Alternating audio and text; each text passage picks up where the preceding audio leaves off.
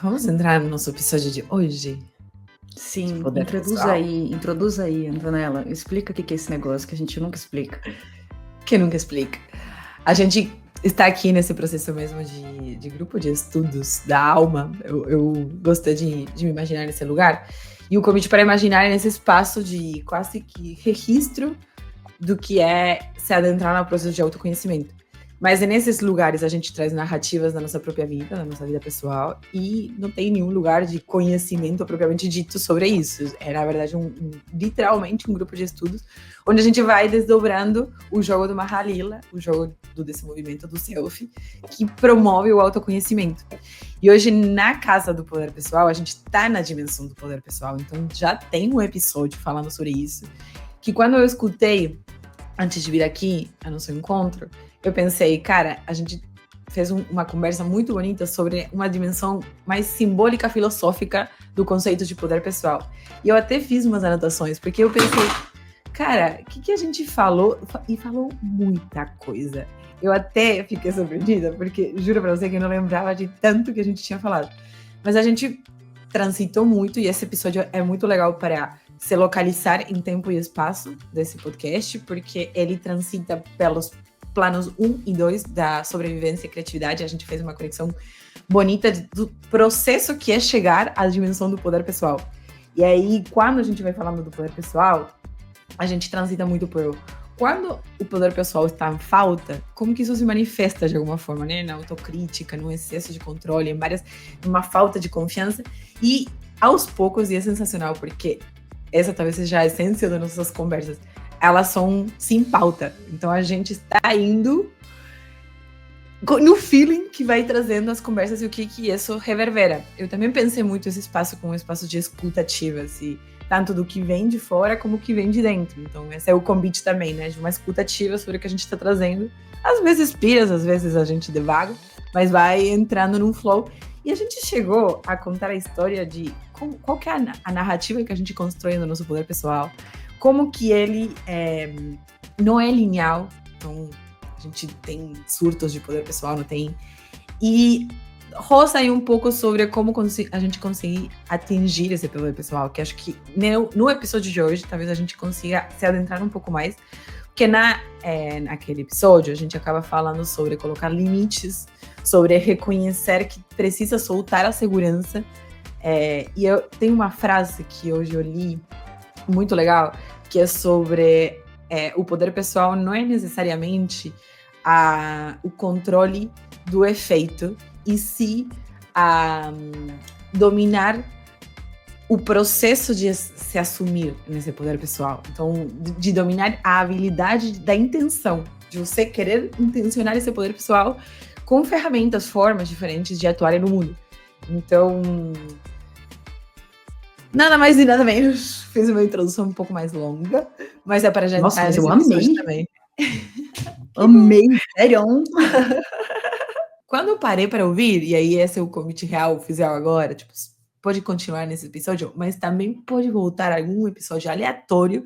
Eu falei, cara, quero entender mais sobre vulnerabilidade, sei lá, criatividade, entendeu? Ilusão, fantasia, ciúme, tipo, e aí a gente vai transitando por várias camadas. Então, chegar até aqui, nesse momento, e a gente estar gravando nesse momento também, não me parece que seja à toa, sabe? Chegou no momento que tinha que chegar, assim, a gravação. Eu sabia que essa dimensão ia ser assim, a gente falou disso no começo. A gente falou, cara, a gente vai demorar, a gente vai arrastar, porque parece que o nosso movimento individual, ele tá acompanhando a conversa. A gente tá passando por esses processos conforme a gente conversa. E o poder pessoal é muito desafiador, então, assim, tem um processo. Então, por isso que eu te mandei o áudio falando, eu acho que agora eu tô pronta para gravar. O que veio primeiro para você? Olha, eu vou te dizer e é uma coisa muito engraçada, porque eu tive esse insight antes de ler de novo o capítulo. Mas esses dias, e depois que eu fui na gira até que eu te falei, eu acordei sentindo meus pés no chão. Muita brisa. Eu me senti assim, ó, da cabeça ao pé. E eu falei, cara, alguma coisa mudou. Alguma coisa mudou. Loucura. E Cara, aí, que a primeira frase da Denise aqui, que ela coloca é: sou um indivíduo. Meus passos são meus passos. Meu caminho é único. Percorro um caminho no universo. Vou ao encontro da totalidade. E eu falei, cara, eu tô sentindo os meus passos de verdade. Tipo, na matéria, sabe? E eu falei, nossa, que louco, sabe? exatamente. E você fala uma coisa sobre o poder pessoal nessa linha do. Não é como os outros falam, ou como os outros fazem, né? O poder pessoal, tipo, é quase que aceitação, e fala numa Halila, aceitação de que os outros fazem também como eles acreditam. E você? Como que você acredita aquilo que você está fazendo? Né? Que tem a ver com assumir a sua identidade, assim. Porque eu fiquei muito em soltar a ideia de que o poder pessoal vai me levar para conquistas e grandes coisas. E é mais um estado de ser, assim, de você ver que outros têm outras formas de fazer. E aí você é capaz de ser o agente de transformação daquilo que você quer viver, daquilo que. E tem uma questão um pouco ambiciosa aí de viver isso. Mas os outros vão fazer do jeito que eles entendem bem que é para ser feito, e você vai fazer do seu jeito, e nessa vai reverberando também, e você se aproximando dessas pessoas, assim. Eu fiquei muito nessa Sim. pilha, assim. Cada um E tem o ele seu fala jeito. muito. Ele fala muito do você tá confortável na sua própria pele e você tá confortável com o outro na pele dele. E não necessariamente isso converge, mas tá tudo bem. E é esse estado de plenitude do Total. eu sou eu, você é você e tá tudo bem, Total. sabe? Tipo, que é Muito.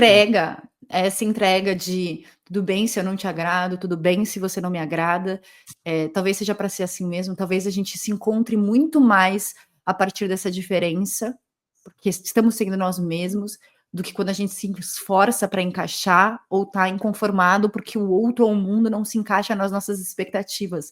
Isso só gera sofrimento, né? Só Total. gera sofrimento. Eu estava vendo um vídeo, eu não sei se eu te mandei sobre desejo, eu estava conversando com várias pessoas sobre ele. E como ele fala do qual é o sentimento que você tem quando você deseja algo, né? Aquilo te angustia, aquilo te faz mal, aquilo te deixa ansioso, ou aquilo te faz bem. E não significa que é porque o desejo é bom ou ruim, mas é sobre o poder de investigar como bate aquilo em você, né? Porque eu acho que a gente conecta muito o poder pessoal com quero fazer várias coisas, quero ser várias coisas, mas assim, aquilo te angustia porque você tá longe daquilo, aquilo te angustia porque as pessoas não vão querer ou não vão validar aquele desejo. O que você sente, né? E esse episódio ele falou muito, esse episódio, eu não sei, não sei, as leituras dos estudos e as vozes da minha cabeça falam muito do sai da mente e ouve a voz do peito, que é aqui que você encontra o poder, né? E aí se sentir com o corpo e essa conexão toda é muito engraçado, porque é muito tátil, às vezes, assim. É muito sentimento esse negócio do poder, assim. Total. E eu associo muito essa parte do poder pessoal à construção de uma autonomia. E aí, essa autonomia em relação. Porque a autonomia tem suas luzes e sombra, né, no conceito em si mesmo, né? Tipo, quando você dá muita autonomia, também solta um pouco a questão, mas a autonomia de você conseguir definir. E a gente falou muito, e acho que foi o centro da nossa discussão no episódio anterior do poder pessoal, sobre o que você quer. E é nesse processo de autonomia de você se libertar daquilo que foi definido de alguma forma e você começar a trazer De onde a veio sua esse identidade. desejo? E começar a nomear mesmo. Acho que tem um desafio muito grande nisso, porque a gente não é ensinado mesmo. E eu até coloquei uma primeira pergunta, assim, que é como você vive o poder pessoal? Tipo, de que forma você vivencia ele? Porque se não é para a conquista, se é para escutar a voz do coração, como que você acessa essa voz do coração também? Uhum. Fica muito num plano assim, tipo, ai, né, simbólico, espiritual, filosófico, mas tem um processo muito material também desse viver. Sim. Isso é uma coisa que eu tenho me perguntado muito na meditação, que é o que eu quero de fato. Não o que eu tenho que fazer, o que as pessoas esperam que eu faça, ou o que é o que todo mundo está fazendo, que eu preciso fazer. Então é o que eu quero de fato, o que eu quero de fato. E aí, por que eu quero? Que aí entra nos outros episódios também, isso vem de um vazio, isso vem de uma obsessão. De um apego. E aí isso vai, nossa, foi me ajudando a entrar em várias camadas, assim, o que eu quero, porque eu quero, o que eu quero, porque eu quero. E aí algumas coisas vieram a identificar só vazios, e aí aquela necessidade de querer se diluiu, ou me gerou força, do tipo, eu quero, sabe? Isso ressoa comigo, tá vibrando em mim, e foda-se o que todo mundo tá falando sobre isso, sabe? Sim. Eu vou ouvir as pessoas afora, eu vou conversar, eu vou expandir as minhas ideias, mas assim, eu sei.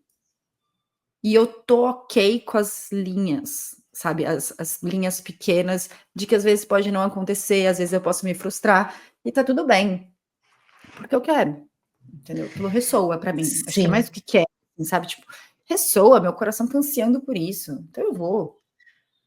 E é muito bom você trazer esse ponto, porque não sei se acontece com vocês também, ou você está vivenciando isso, ou outras pessoas próximas de você, mas uma fala de: "Caraca, que energia de indecisão que estou vivendo". E aí eu estava me angustiando muito com isso, porque realmente, tipo, até, faz semana passada, estava em discussões muito profundas, assim, com meu parceiro, e aí era um ponto foi tipo: "Cara, você não sabe o que você quer". E eu preciso saber disso. E aí isso me colocou num lugar de tipo, meu Deus, eu estou muito indecisa e eu estou percebendo a indecisão, isso está me angustiando muito. Tem uma leitura que eu fiz sobre essa indecisão que é, pelo menos ela pode ser sinal de que eu estou percebendo que tem coisas que eu quero, que eu não sei se eu quero, porque se são realmente minhas, ou por quê, né? Tipo, de onde vem isso que eu quero? Ok, entendi isso, mas de onde vem? Por que que eu quero isso de fato? Também libera um pouco a carga dessa indecisão, porque pelo menos é uma ação de entender. Claro que ainda a indecisão, ela traz uma fragilidade para o viver que você tem, tipo, do seu dia a dia, das suas relações, porque deixa você com um custo de energia, tipo, você gasta tudo. O processo de indecisão, eu fiquei, os outros dias pensei, meu Deus, imagina o que deve ser Consome. viver todos, tipo, tudo Imagino o que que é você ser faz com geminiano com indecisão. ascendente em Libra. Cara, deve ser tipo uma coisa assim. Aí eu quis dar um, né, porque minha mente vai para esses lados, tipo, tá, beleza, o que que eu preciso aprender com isso? E aí para mim ficou, pelo menos posso estar dizendo que se eu estou indecisa, talvez seja um sinal de que eu estou nessa transição de sair daqueles esquemas que eu aprendi para construir aqueles que são menos. Isso aqui é muito desgastante também. Então, se você fica no limbo, que é o limbo da indecisão, aí, nossa, pode ser muito angustiante. Pode ser muito angustiante, porque você não consegue viver seu poder pessoal. E Uhum. aí, quando você vai fazendo essas perguntas, o que eu quero? Por que que eu quero isso? Como que eu quero viver isso? Tipo, quando eu quero viver isso também, né? Porque acho que tem que conversar com momentos, tempos que você está. No mínimo, leva você a uma ação. Nossa, E não isso me lembra ficar muito nesse limbo. vozes da cabeça. O limbo são as vozes da cabeça, que é o que eu quero, e aí tem várias vozes dizendo que eu quero, que eu não sei se é a minha voz verdadeira, e Uhum. ainda vem a indecisão do porque eu não deveria querer ou fazer ou não vai dar certo, que daí são outras vozes também. E aí ficam as vozes sabotadoras brigando de você nem deveria querer isso porque você quer isso, ou você nem vai conseguir isso, ou é muito difícil. Hum. Nossa, sim. E o processo de Sim, uma meditação para aflição. mim foi identificar essas vozes, sabe? E aí começar a Sim. falar: "Espera, não é só você que fala. Cadê a voz?", sabe, tipo, quase que como uma facilitação da conversa interna. Tudo bem, você tá aí gritando mais Sim. alto, me deixando toda louca, mas e as outras vozes? Cadê a voz que me acolhe? Cadê a voz que me pergunta o que eu tô sentindo de fato? Cadê a voz que me lembra por que tudo isso me aterroriza? E aí eu fui no processo de meditação, não foi exatamente aquele do, ai, deixa os pensamentos passarem. Era, deixava o pensamento vir e ver se vinha alguma outra voz me defender. E vem. Graças a Deus. E se não vem, gente, evoca. Entendeu? Chama para aparecer. Chama pro chão. Fala, vem aqui, eu preciso de alguém para me defender, porque tá foda essas vozes da minha cabeça, sacou? E aí foi muito legal, porque no processo do dia a dia, o que acontece? Isso acontece no processo de meditação, como se eu juntasse todo mundo ali e começasse a convocar. Peraí, precisa de mais gente aqui. Aí, ao longo do dia, quando vinha a vozinha intrusiva, maledeta, que geralmente é a cruel, eu falava, peraí, cadê meu advogado? Cadê meu advogado? E aí o advogado vem, entendeu? Porque ele já está sendo reconhecido, você ativou ele de alguma forma ali na meditação. E aí eu fui aprendendo a substituir, que foi a pegada do, cara, seus pensamentos são a única coisa que você controla, mano. Começa a tentar, tenta. E eu realmente consegui. Assim, consigo ativar, tenta. Não é lindo, maravilhoso, perfeito, né? Mas enfim. Mas vai. Mas eu acho que talvez a conquista assim, de evolução psíquica mais grande que. E não é uma conquista final, assim, tipo, um trabalho diário que você tem que fazer, mas é conseguir ouvir as vozes da sua cabeça e se distanciar delas. Porque nesse processo você. Acho que é o controle mesmo, no sentido mais positivo da palavra, né? Que é sobre você ter, tipo, uma influência sobre isso, né? Você conseguir, de fato, tipo, peraí, isso aqui que eu estou pensando é realmente isso? Assim, qual que é? E até quando a autocrítica, porque para mim as vozes da cabeça, quando elas são positivas, é ótimo. Aí quando elas entram na face autocrítica, assim, quando é a face do ego gritando, cara, é muito difícil, primeiro, conseguir colocar esse peraí, porque não é tão fácil, às vezes a gente já reagiu, eu, como boa ariana que eu sou, esquece, tipo assim, quando eu vou ver, já falei em voz alta minhas vozes da cabeça. Mas aí eu estou cada vez mais reconhecendo elas um pouco antes. E quando eu estou sozinha, que isso acontece principalmente quando eu estou com outros na conversa, mas quando eu estou sozinha, está ficando cada vez mais nítido, assim, que tem vozes da cabeça que estão, tipo, me puxando para, que estão sendo comandadas pelo medo, pela insegurança, pela aflição que é também o não saber, que é, quando a gente falou muito de poder pessoal, acho que tem um ato de soltar essa segurança, de soltar aquilo que você, os resultados para viver o processo e se surpreender com isso, que é muito difícil, isso dá muito medo. Então, muito melhor a gente ter um controle claro do que vai acontecer, de como que eu quero fazer as coisas, como que eu quero me relacionar, como que eu quero trabalhar. Mas, em algum momento, para mim, cada vez mais está esse sentimento de, em algum momento, chega a conta da pergunta sobre o que você quer, por que você quer isso e o que você vai fazer com isso. E às vezes chega, tipo, muito na frente da jornada nessa vida, né? E outras vezes chega antes, porque você se deparou com uma conversa muito legal, com uma pessoa que te fez provocar isso, com uma dor, porque muitas vezes essa demanda vem pela dor. Então, também acontece. Mas é um trabalhar continuamente assim, muito bonito, mas muito desgastante também, né? É engraçado, isso me lembrou de um negócio que eu ouvi na gira também, a pessoa muito religiosa nesse momento, mas foi um dia de altas sincronicidades. E aí a médium virou para mim e falou assim: a gente fala muito das entidades, mas a gente esquece a entidade mais importante, que é o tempo. Ai, já me bateu um bagulho. Nossa, sim. Que ela falou assim: essa é a entidade que mais tem que ser respeitada, admirada, conectada.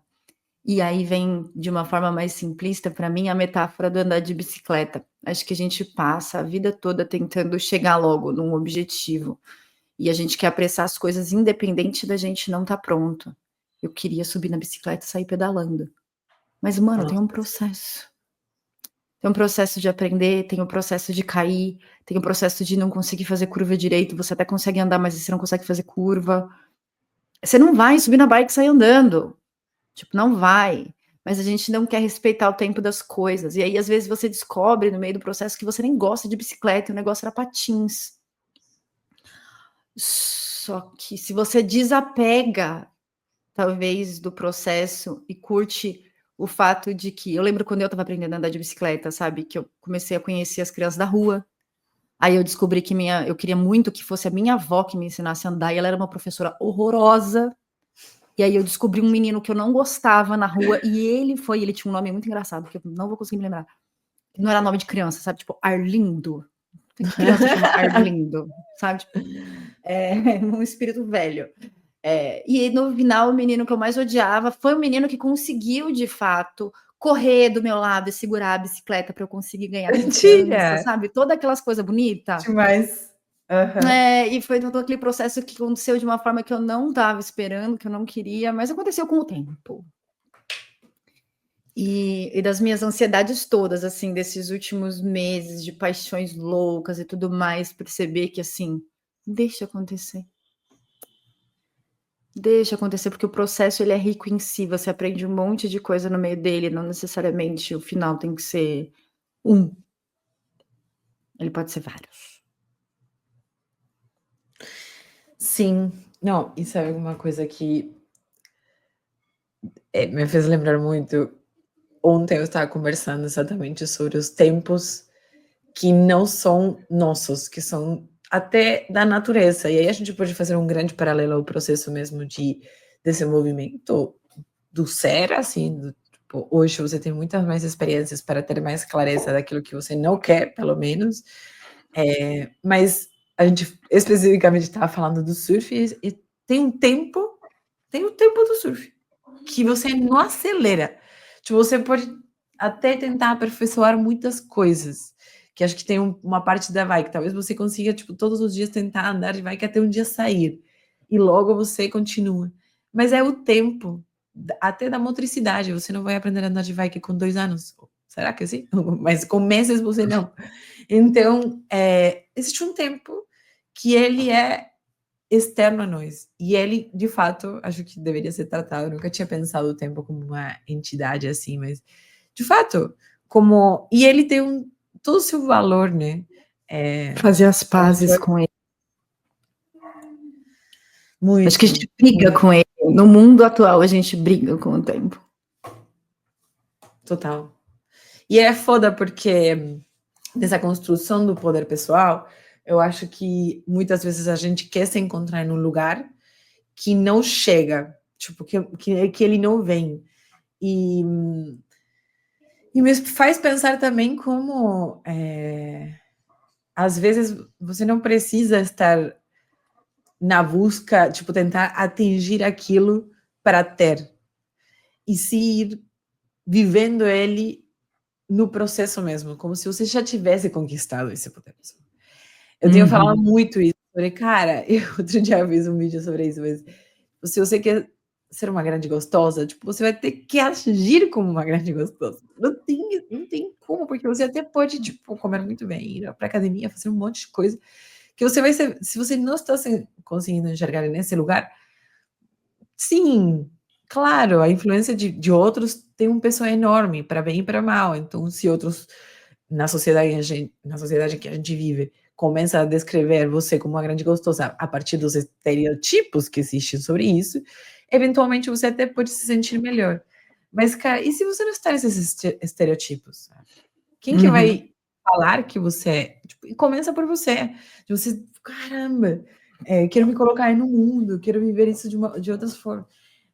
Enfim, tem aí uma camada, assim, muito difícil, óbvio, de acessar, mas que tem essa meio essa intenção, sabe, de você respeitar os tempos, mas ao mesmo tempo de você, não estar na correria por isso, em algum momento chegar e, tipo, viver o processo do tempo, necessariamente.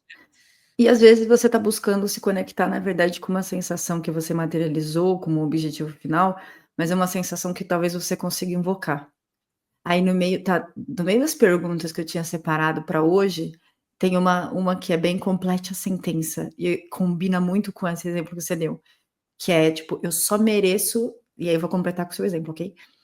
"Eu só mereço ter orgulho do meu corpo quando eu fizer 6 meses de academia". Assim, e aí ele fala: "Que condição isso revela?", entende? Que é: "Eu só vou ter orgulho de mim, me sentir bem na minha pele, se eu estiver gostosa, se eu estiver durinha", sacou?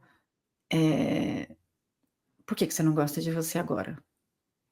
Tá tudo bem fazer exercício, faz mó bem". Ninguém tá É, questionando isso. para além do físico. É, é muito bom ficar gostosa. Mas qual crença que tá por trás de que a gente só merece se sentir de determinadas formas se a gente fizer tal coisa? Eu só vou me considerar uma profissional de sucesso se eu conseguir essa promoção, se alguém aplaudir a minha entrega. Por que que você não sente isso agora? E não é uma questão de: "Ai, comece a sentir agora", muitas vezes dá, mas é por que que você tá se colocando nesse contexto doloroso de falta? Por que que esse preencher é tão importante para você, né? Eu Hum, não sei, o que que você acha? Nossa. Me conta. Pensando, eu estava sentindo falta, quando eu ouvi os nossos episódios, de ter um pouco dessa questão desse paralelo da dualidade entre a pessoa que está buscando isso e a pessoa que está extrapolando isso, né, que é o exercício de falta e Uhum. excesso de poder. Tipo, para fechar o episódio, que coisas você pode usar dentro do seu processo de meditação, autorreflexão? Pega o que for seu, deixa para o universo o que não for, sacou? Quer ir no excesso e eu vou na falta? Vem Pisciane e Ariana. Vamos. Bora. A primeira da falta aqui, essa eu gosto bastante. Qual emoção você costuma engolir até virar cansaço ou apatia? Onde ela estaciona no seu corpo? Que até traz um pouco dessa pausa que a gente fala para entender se você está no automático ou não, né? Me remeteu um pouco a esse agir de forma automática, que pode Uhum. ser tanto para a falta quanto para o excesso, porque eu estava lendo aqui a pergunta que diz assim: "Quando você diz sim, existe espaço para ouvir o não do outro sem retalhar ou se sentir perdendo?" E é caramba, tipo, Competição. que é de novo esse espaço, sabe, de colocar uma pausa antes do movimento completo, tipo, de você fazer uma percepção do que faz sentido. Sim, e dizer sim às vezes é uma forma de perder poder. E se você é negado no seu sim, na sua abertura, na sua vulnerabilidade, no seu dar o braço a torcer, aquilo dói ainda mais. Por quê que seu poder é tão abalado por isso, né? Total. Nossa, eu gosto muito dessa, ó. Quem você imagina julgando as suas escolhas, mesmo quando a sala está vazia? Ou vozes da nossa cabeça. Quem é a voz de comando que ainda ecoa dentro de você? Qual frase ela repete? Cara, que é um processo de Uf, investigação muito louco, demais. E é que é esse exatamente dialogar com as isso. vozes da cabeça depois. E qual é a frase que se repete? E muitas vezes, a maioria, ela vai estar encoberta com outras expressões, né. Então, por exemplo, eu poderia dizer que tem uma voz na minha cabeça que repete que eu não sou boa o suficiente para aquilo que eu estou fazendo. E aí, ela pode se manifestar quando eu falo: "Não, isso aí não é para mim. Não, isso eu não consigo, eh, realmente fazer".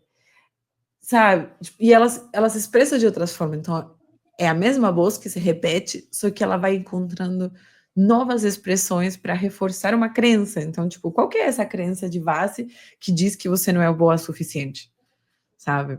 E aí tem um ponto, pensando aqui, que eu gostei muito dessa pergunta. Quando foi a última vez que você pediu a opinião sincera de alguém que discorda de você? Cara, essa é muito boa, porque normalmente a gente busca, Uhum. tipo, contar tô vivendo uma super treta com meu namorado, naná, eu vou contar para minha amiga que eu sei que ela vai responder o que eu quero ouvir. É muito bom ser rodear de amigas que não fazem isso. A gente tem várias, Exato. mas claro que, tipo, tem super um processo de companhia, de, tipo, ouvir aquilo, mas com aqueles aspectos que você sabe que tem que se enfrentar e que a voz da tua cabeça, talvez, ela tá girando numa mesma crença, uma pessoa que fala: "Caraca, ela me vai contradizer completamente", e aí vai deixar uma semente, pelo menos para mim, Uhum. para regular um pouco. E fala muito do boas e más companhias, que é isso. Às vezes uma pessoa que desagrada a gente ou que vai contra a gente, em alguns momentos a gente pode dizer que é uma má companhia, e às vezes é mesmo. Mas às vezes é aquela pessoa que tá falando o que você precisa ouvir, mas que não é agradável. Total. E quando você tem essas vozes em amigos, pra mim isso é a verdadeira boa companhia, esse é o verdadeiro amigo. É aquele que vai ouvir você e vai, antes de É falar: "É, estranho. filhos da puta!", ele vai falar: "Mas Total. assim, o que que você fez, né? O que que você falou? Por que que você fez? Por que que você falou?". E vai te ajudar a sair da caixinha mesmo, né. E é nesse lugar da construção, que é uma coisa que eu, em algum momento, li sobre o poder pessoal não ser algo individual, de novo, ele é coletivo. Tipo, você, de alguma forma, constrói esse poder através das relações e através do outro. Então, existe uma questão consigo mesma, mas que nem entra na pauta, eu acho, você para que você gostaria de ter poder pessoal só para você, sabe? Porque apesar de Uhum. falar que é poder pessoal, é É poder tipo sobre os outros. é tipo, qual que é a força que você tem interna para transformar? Que aí isso pode ser muito legal também, Uhum. equilibrando ele, né, no caso. Sim. Tem uma aqui que eu gostei, que tem muito a ver com um post que eu ouvi de uma amiga minha. Eu vou fazer um link muito aleatório, vamos lá. Quando você sente vontade automática de pedir permissão, a quem simbolicamente esse pedido é dirigido? E o post da minha amiga, ela estava falando sobre erotismo, de um artigo da Audre Lorde, do quanto as mulheres foram castradas e quanto é forte e poderoso o erotismo e quanto a gente foi castrada nesse sentido, né, de bom tom, né, tal coisa e tal coisa. E eu lembrei muito de um padrão que, nossa, é muito antiquado, medieval, mas tudo bem, eu preciso admitir, que é o famoso, às vezes, a gente escolher nossa roupa melhor quando a gente vai sair com a pessoa que tá com a gente, sabe, tipo, e eu sempre fiz isso como uma piada, assim, tipo: "Eu não vou botar essa roupa de piranha". Uhum, E ou como muitas vezes eu já vi mulheres perguntando, assim, tipo, para o namorado, principalmente, uma relação bem heteronormativa que isso acontece, né. Mas tá tudo uhum. bem eu ir com uma saia tão curta, com decote tão grande, sacou? Por que que você tá dando o poder do seu erotismo ou a permissão do seu corpo, da sua expressão, porque a pessoa se sente desconfortável de você estar sexy? Conectou muito, mas eu acho que a gente pede permissão pra muitas coisas. Mas é que a gente também foi muito criada nesse contexto, né, de pedir permisso para tudo, tipo, com licença, né, de você ter, tipo, esse lugar. Que quando você conquista um poder pessoal, você reconhece um nível uma autoridade sobre você. Acho que você, tipo, fala então, e aí a pergunta que vai nesse depara, que eu achei muito interessante, porque ela diz: "Se você pudesse recontratar sua autoridade interna, que qualidades esse novo líder, né, essa nova líder teria?". Cara, e é um exercício de reflexão super interessante. Se você recontrata essa autoridade interna, o que que ela faz? Sabe, ela diz não quando ela realmente quer, ela consegue expressar com, cuidado, os motivos pelos qual ela coloca limites. Se você ia a colocar mais limites para que o outro não opinasse sobre a forma em que você tem que se vestir. E isso vai aos poucos apagando também você, né. E aí nessa ceder, ceder, ceder, me faz pensar numa coisa agora, vou quebrar aqui o fluxo das perguntas, mas é que, às vezes, não sei se você já se viu nesse lugar, o outro dá uma falsa sensação de poder pessoal. Então você coloca no outro a autoridade interna, coloca no outro quase que esse lugar de saber sobre você, porque de alguma forma essa pessoa ou esse grupo, esse trabalho te dá uma falsa sensação de poder pessoal. E aí, quando você acha que você tem, na verdade, você está na falta. E aí você está, tipo, pedindo permisso para alguém que te faz talvez sentir muito poderosa, mas Esse exemplo da roupa é muito isso pra mim, tipo, ele me acha muito bonita e muito gostosa e por isso, sabe, ele tá com ciúme. Não quer que eu me vista dessa forma. E aí aquilo te alimenta o ego de alguma forma, mas na verdade, veja bem, né? Puta que pariu, medieval, total. Mas é isso, a gente foi criado em bases estranhas. Nossa, aí aqui tem um gancho bom. Em qual área da vida você se contenta com migalhas? Quais histórias sustentam essa limitação? Nossa, e é tão diferente. Isso para mim é uma pergunta muito difícil, que sim. me bate com o, ai, estou recebendo migalhas. E ao mesmo tempo, qual é o poder que eu dou para essas migalhas? É só de migalhas que eu me nutro? É só você que me alimenta e se você me dá migalhas eu fico desnutrida? Porque as suas migalhas não seriam um problema se eu tivesse várias migalhas. Eu não teria fome. Se eu me alimentasse em vários lugares. Então, a Antonella pode me dar essas migalhas, elas são crocantes, são croutons, eu adoro. Só não posso viver disso, porque meu corpo necessita de outros nutrientes.